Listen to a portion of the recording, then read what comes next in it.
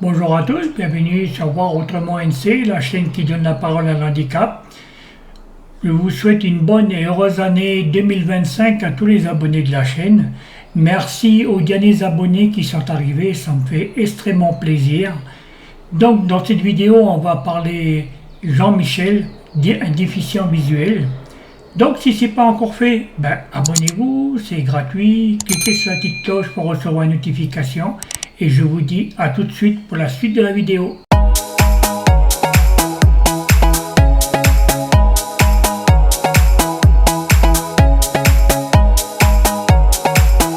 Bonjour Jean-Michel. Bonjour Michel. Peux-tu te présenter s'il te plaît?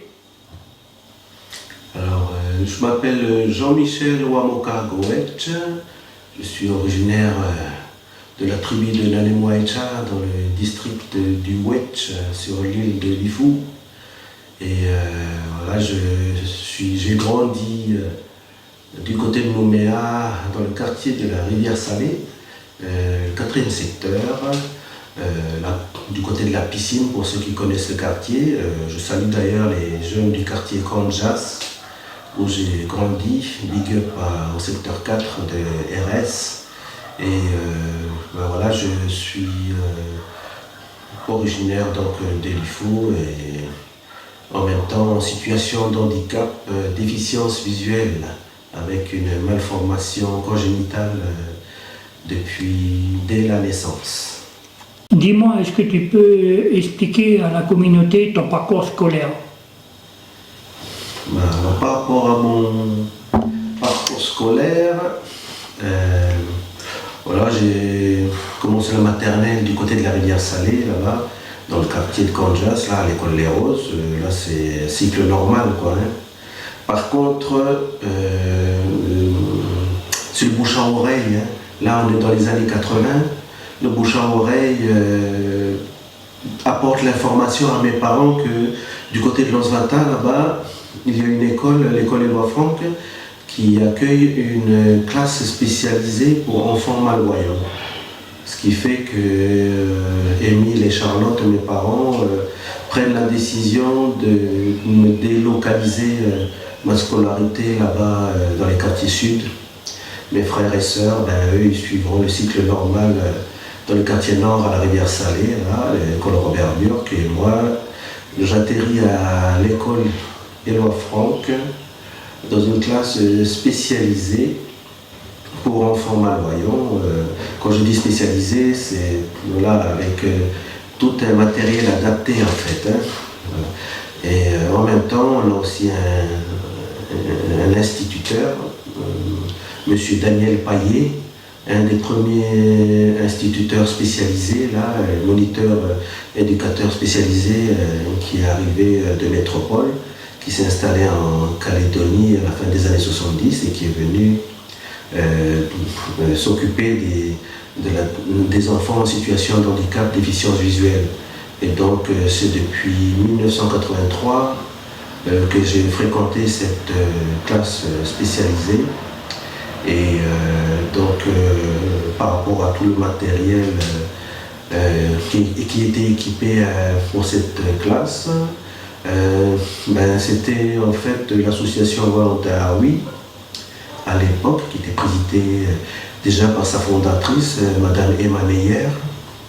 Et cette association avait équipé notre petite classe avec divers matériels adaptés du genre des petites longues vues pour suivre les cours au tableau, par exemple, pour les enfants myopes. On avait aussi des machines Perkins pour travailler l'écriture en braille pour aveugles, là. On avait des pupitres aussi adaptés, là, avec une grosse loupe, là, installée sur ces pupitres avec une ampoule incorporée, ce qui fait qu'on pouvait glisser une feuille sous le pupitre et lire les documents à travers cette grosse loupe. Voilà, c'est ce genre c'est des exemples de matériel qui étaient offerts par l'association Volontaire Oui pour cette classe spécialisée qui a commencé voilà, au début des années 80 et qui a été dissoute après suite à la réforme scolaire dans les années 2007-2008 par là. Donc voilà, cette petite classe-là, avec monsieur Paillet, c'est plusieurs niveaux en fait. Hein. On était plusieurs enfants de différents âges. Moi j'ai débarqué en 1983, j'arrivais dans une classe où j'avais des jeunes qui étaient plus âgés que moi, mais qui avaient des niveaux scolaires différents du mien. Moi j'étais en CP, les autres copains malvoyants, ils avaient des niveaux CE1 ou CM1 ou CM2. On était différentes tranches d'âge, quoi. Hein.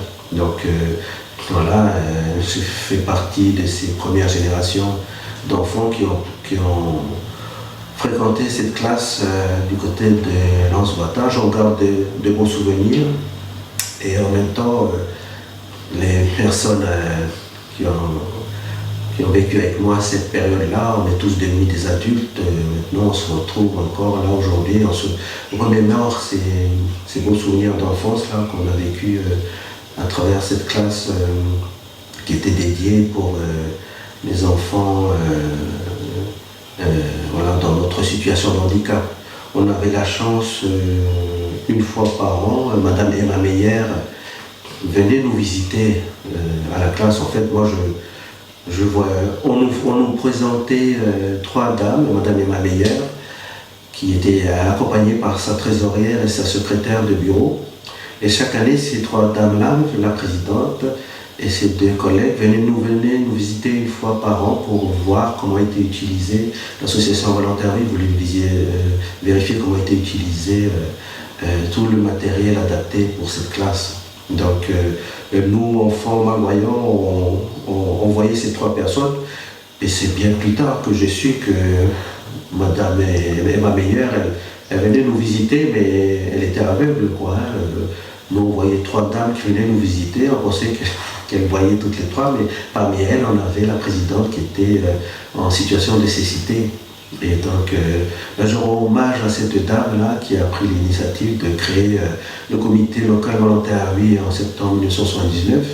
Et elle nous a quittés durant cette période-là des années 80, là, en 1987.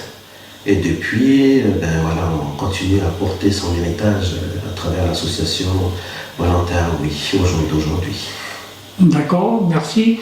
Et dis-moi, est-ce que tu peux me dire un mot sur ton parcours d'insertion professionnelle? Alors, par rapport à l'insertion professionnelle, voilà, c'est à la suite du scolaire où j'ai pu finir au lycée Escoffier. Donc voilà, j'ai quitté la classe spécialisée des malvoyants. Je suis allé au collège de Rivière-Salée et ensuite au lycée Escoffier, où là, l'association Volontaire Vie m'avait équipé d'une longue vue afin que je puisse suivre les cours au tableau. Et donc ensuite, j'ai pu voilà, obtenir un brevet d'études professionnelles en secrétariat. Et voilà, j'ai ensuite arrêté ma scolarité au niveau lycée, quoi, de belles années aussi. Et je salue aussi tous mes camarades qui ont été solidaires pour m'accompagner aussi au niveau des cours, quoi. Hein. Ils ont été très bienveillants, tous les copains de l'époque. J'ai encore une pensée pour eux. Et ensuite, il fallait, une fois que la vie scolaire est terminée, il faut rentrer dans la vie active, quoi. Hein. Donc on s'est inscrit à l'agence pour l'emploi. Et puis on fait des petits boulots à droite et à gauche. Et en même temps, l'association Volontaire Oui monte un atelier informatique. Donc je m'inscris dans les cours d'informatique de l'association Volontaire Oui, hein, qui était présidée à ce moment-là par Madame Bernadette Brizard-Duméry, et avec le bénévole Jean-Marc Desval et Madame Claudine Marchive. Ils nous donnaient des cours d'informatique adaptés pour nous, les déficients visuels, à l'époque, à Volontaire Oui, au début des années 2000, quoi. Donc le centre Tarania est ouvert en mars 1999 et on suivait déjà des cours d'informatique. Et ces cours d'informatique, voilà, l'objectif de Volontaire Oui, c'est aussi de pousser à l'autonomie. Donc grâce à ces cours d'informatique, l'agence pour l'emploi me contacte un jour pour m'indiquer que une personne désire créer son entreprise et elle veut absolument embaucher une personne en situation de handicap qui a des notions en informatique. Donc l'Agence pour l'emploi me dit, Monsieur Goethe, je sais que vous suivez des cours d'informatique à l'association des malvoyants, est-ce que ça vous intéresserait de rencontrer cette personne? Donc voilà, de fil en aiguille, je rencontre la personne à l'Agence pour l'emploi et ben voilà, hein, c'est une opportunité que j'ai vue et que j'ai saisie, quoi, et je rencontre donc cette dame, Teresa, que je salue et que je remercie du fond du cœur aussi hein, de sa pensée, hein, parce qu'elle n'était pas obligée de faire ça, hein, mais elle voulait absolument avoir une personne en situation de handicap dans son personnel de l'agence qu'elle créait là, à ce moment-là. Et donc, par ce biais-là, j'ai pu avoir eu la chance d'avoir une expérience professionnelle de plus de 21 ans dans cette agence d'édition-là que Madame Teresa a bien voulu me prendre. 21 ans de bons et loyaux services, mais voilà, c'est les aléas de la vie. Hein. La crise économique venant, un licenciement économique arrivant, voilà, on est obligé de l'accepter et pour moi il n'y a pas de souci là-dessus, on a fait ce que l'on a pu et c'est toujours avec gratitude que je remercie tous mes collègues que j'ai fréquentés durant ces 21 belles années d'expérience professionnelle. Quoi, je leur dois tout, j'ai beaucoup appris, tant à Valentin-Hervé, tant à la maison par l'éducation de ma famille, de mes parents, de mon clan, de ma tribu, tant aussi au niveau de l'association Valentin-Hervé, donc, et aussi tant aussi au niveau de la famille de cœur du travail, que je remercie du fond du cœur et avec qui je suis toujours en contact aujourd'hui parce que ben voilà, 21 années comme ça de vie commune, ça ne s'efface pas comme ça, quoi, et même si on n'est plus en collaboration ensemble, mais les liens familiaux du cœur, ben, c'est plus fort que le lien du sang aussi, quoi. D'accord, mais dis-moi, tu n'as aucun regret? Ben, finalement non, hein, parce que je me dis que ce que j'avais à apprendre pendant cette expérience professionnelle-là, ça me sert encore au jour d'aujourd'hui et en même temps, ça pourra m'aider aussi là vers la reconversion vers laquelle je m'oriente, quoi, hein. Donc, on ne sait pas ce qui nous attend. Là, on est en début 2025. Là, c'est les interrogations du moment là. Mais je reste optimiste. Hein, je reste optimiste et positif. Hein. Voilà, il faut toujours garder espoir et comment, ben, je mesure quand même la chance jusqu'à aujourd'hui d'avoir déjà eu un bon parcours de vie quand même. Je reconnais que j'ai été privilégié quand même. D'accord, merci.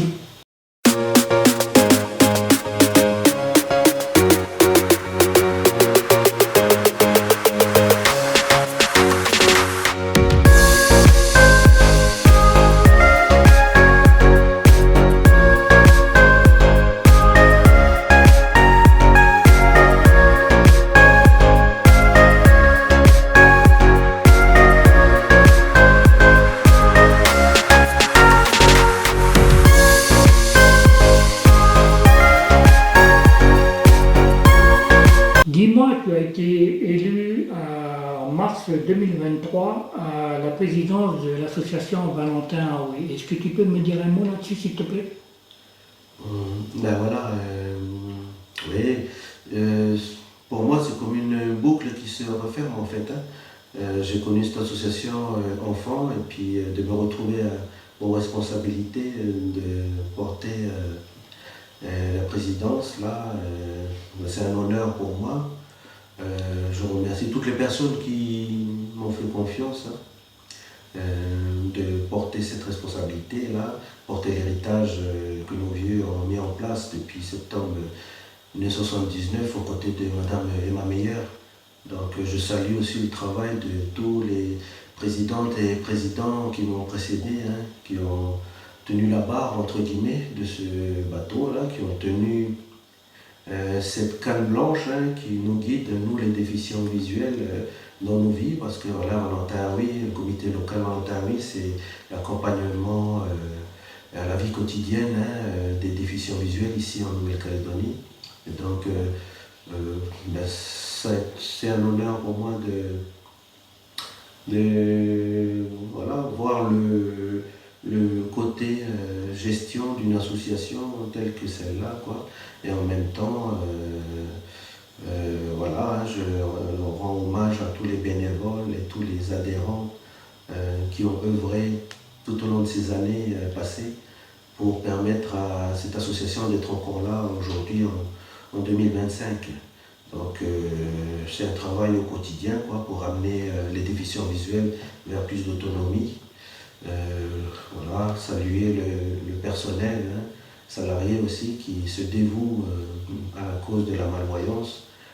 Sans ces personnes, voilà, on n'y arriverait pas, quoi. Et remercier aussi les institutions qui accompagnent bien cette association, ainsi que les partenaires, les clubs de service ou les entreprises qui ont sponsorisé cette association, ou les restaurateurs notamment sur l'opération le repas à l'aveugle, les dîners dans le noir.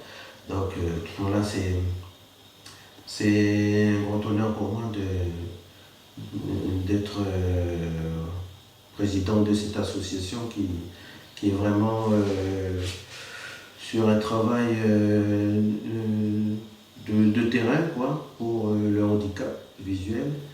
Et je salue toutes les familles aussi, des déficients visuels qui nous apportent aussi leur soutien, quoi.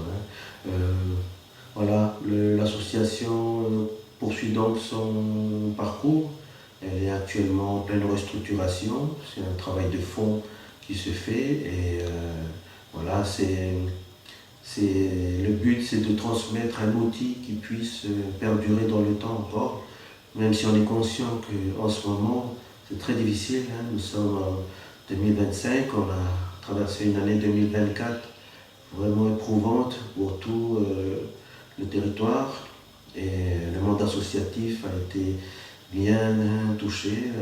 Voilà, donc Volontaire a fait ce qu'elle a pu pour être aux côtés des déficients visuels. Et voilà, je remercie tout le monde là, c'est un travail d'équipe, tout le monde au sein de l'association, les membres au sein de l'association, les partenaires, les institutions pour avoir permis que Volontaire puisse se tourner vers cette nouvelle année 2025 là, qui démarre là. Et je souhaite longue vie encore à cette association. Ça ne va pas être facile, mais voilà, on peut y arriver, on va s'approcher, on ne lâchera rien avec toutes les personnes de bonne volonté qui voudront accompagner cette association, qui avait aussi comme devise aussi une phrase du livre du Petit Prince, là, écrit par Antoine de Saint-Exupéry. Et cette phrase-là, on l'a utilisée dans nos flyers d'information à l'époque pour Volontaire. Elle disait ceci, on ne voit bien qu'avec le cœur, l'essentiel est invisible pour les yeux. Donc voilà, c'est aussi toute l'expression de Volontaire ici en Nouvelle-Calédonie pour continuer à porter la cause de la malvoyance.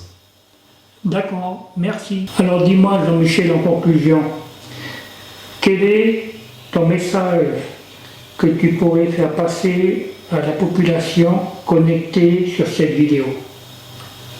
Alors, mon message, ce serait un message d'espoir, aussi de bienveillance. Encourager tout le monde là à aller vers la résilience aussi, parce que là on a passé des temps difficiles ces derniers mois. Et donc moi je voudrais voilà quoi, remercier ma famille, mon clan, ma tribu pour les valeurs qu'elles m'ont transmises. Je remercie aussi la famille de Valentin Aoui aussi qui m'ont accompagné depuis petit. Je remercie aussi la famille du travail qui m'ont accompagné durant 21 ans et qui m'ont appris beaucoup de choses. Toutes ces choses accumulées en moi ont construit ce que je suis aujourd'hui. Et ce que je suis aujourd'hui, c'est quelqu'un qui aime bien œuvrer pour aider son prochain.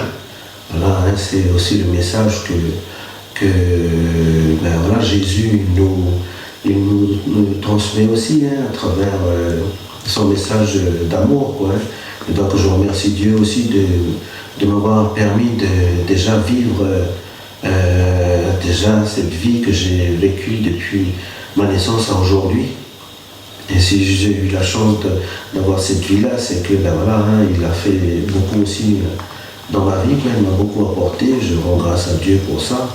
Et Jésus est une référence aussi pour moi dans les valeurs, et comme il le dit, aimez-vous les uns les autres. Donc dans mon fonctionnement aussi, c'est ça, c'est d'être un serviteur de la cause, de la mouvance qui porte le handicap ici sur le Caillou. On est beaucoup d'associations et je lance un appel aux gens aussi, les associations ont besoin de bénévoles. Rejoignez-nous pour soutenir le monde du handicap parce que ce pays se construira aussi avec le monde du handicap. Donc on est en train de construire un pays et les personnes en situation de handicap, avant d'être en situation de handicap, sont des êtres humains, sont des citoyens de ce territoire. Donc elles ne comptent pas pour du beurre et à travers ce que j'apporte aux côtés de mes collègues, que ce soit à Valentin Aoui ou à l'association Le Robinson ou à l'ACH, l'association calédonienne des handicapés, ou au collectif handicap. Voilà, ce sont plusieurs groupes de pression où je suis membre et aux côtés d'autres amis aussi. On porte les responsabilités pour apporter notre pierre à l'édifice de la construction de ce pays. Donc c'est avec beaucoup de reconnaissance et beaucoup d'amour pour mon pays que je voudrais souhaiter une bonne continuation à tout le monde. Bon courage à vous, prenez soin de vous surtout, et surtout tenez bon. La vie elle vaut le coup d'être bien vécue, surtout quand on aime ce qu'on fait. Voilà. Merci Michel pour cette interview. Eh bien écoute Jean-Michel, déjà merci beaucoup de m'avoir accordé cette petite interview parce que c'était très enrichissant tout ce que tu as évoqué. Donc encore, écoute, moi aussi je vais te souhaiter une très bonne santé, une très bonne année comme en 2025 avec beaucoup de joie, beaucoup de bonheur, mais surtout la santé c'est ce qui prime le plus. Donc encore une fois, Oleti Astarwatch. Oleti Michel.